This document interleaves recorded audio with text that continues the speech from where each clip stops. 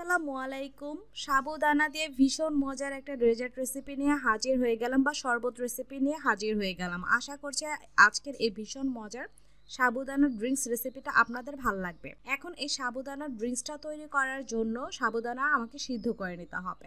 তার জন্য চুলায় পর্যাপ্ত পরিমাণ পানি দিয়ে নিয়েছি। পানিটা যখন আমাদের বলক চলে এসেছে, ঠিক সে পর্যায়ে আমি এখানে দিয়ে দিচ্ছি হাফ কাপ পরিমাণ সাবুদানা। আর সাবুদানা কিন্তু আমি এটা ধুয়ে নেইনি, এমনি সরাসরি সাবুদানাটা আমি এই গরম ফুটন্ত পানিতে দিয়ে দিলাম। এখন এই সাবুদানাটা একটু নেড়ে মিশিয়ে নিব।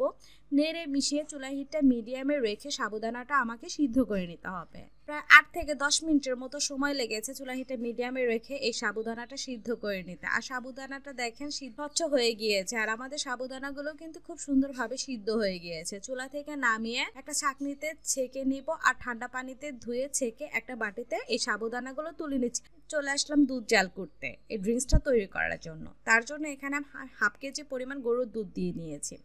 এখন দুধটা জাল করে ঘন করে নেবার পর এখন এখানে 2 চামচের মতো কর্নফ্লাওয়ারের মিশ্রণটা দুধ দিয়ে গুলিয়ে নিয়েছিলাম, সেই কর্নফ্লাওয়ারের মিশ্রণটা এই দুধের মধ্যে দিয়ে দিলাম।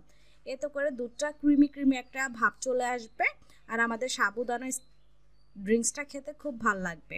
আর চাইলে দুধটা অনেকক্ষণ সময় ধরে জাল করেও আপনারা ঘন করে নিতে পারেন, তবে সময় স্বল্পতার জন্য আমি দুধটা দ্রুত ঘন করার জন্য এখানে 2 চামচের মতো কর্নফ্লাওয়ার মিশ্রণ ব্যবহার করেছি। আর মিষ্টির জন্য দিয়ে দিলাম 1/4 কাপ পরিমাণ চিনি। মিষ্টিটা আপনার নিজস্ব স্বাদ অনুযায়ী বুঝে অ্যাডজাস্ট করে নেবেন। এখন মিষ্টিটা দিয়ে নেড়ে মিশিয়ে নিলাম, আর কর্নফ্লাওয়ারের মিশ্রণটা দিয়ে কিন্তু নেড়ে নেবেন, না হলে কিন্তু নিচ দিয়ে লেগে যাবে। আর দেখেন 4-5 মিনিটের মতো জাল করে নিয়ে কিন্তু আমাদের দুধটা ঘন হয়ে এসেছে।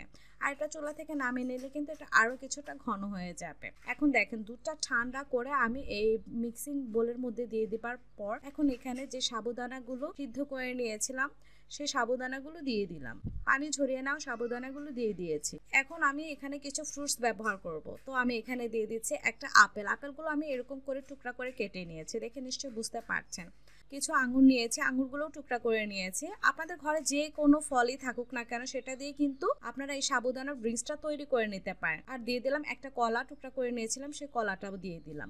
এখানে আমি 3 রকমের ফল ব্যবহার করেছি, আপেল, আঙুর আর কলা। আর অবশ্যই চেষ্টা করবেন এখানে মিষ্টি জাতীয় ফল দিয়ে এই ডেজার্টটা বা ড্রিঙ্কসটা তৈরি করতে, তাহলে এই টেস্টটা খুব ভালো লাগবে। আর এখানে কিন্তু টক ফল ব্যবহার করবেন না, তাহলে কিন্তু ডেজার্ট বা ড্রিঙ্কসের টেস্টটাই নষ্ট হয়ে যাবে। চেষ্টা করবেন আপেল আর কলা ব্যবহার করে, এতে করে কিন্তু এর ফ্লেভারটা যেমন সুন্দর হবে আর টেস্টটাও খুব ভালো লাগবে। এখন আমি খুব ভালোভাবে সবকিছু উপকরণ একসাথে মিক্স করে নিয়েছি, আর এর ঘনত্বটা দেখে নিশ্চয়ই বুঝতে পারছেন কেমন হয়েছে। এখন এটা ফ্রিজে রেখে আমি এটা ঠান্ডা সার্ভ করে নিব। তো ফ্রিজ থেকে বের করে আমি 2টা গ্লাসে সার্ভ করে নিয়েছি, আর উপর দিয়ে দেখা সৌন্দর্যের জন্য সামান্য একটু রুহ আফজা দিয়ে দিয়েছি। তো দেখলেন তো কত সহজেই তৈরি করা হয়ে গেল। আর ঠান্ডা কিন্তু এই সাবুদানা ড্রিঙ্কস বা শরবতটা খেতে কিন্তু ভীষণ মজার, আর খেতেও ভীষণ ভালো লাগে। ইফতারে বাসায় ট্রাই করে দেখতে পারবেন, খেতে কিন্তু খুবই মজার হবে। আজকে এ পর্যন্তই, ভালো থাকবেন সবাই, আল্লাহ হাফেজ।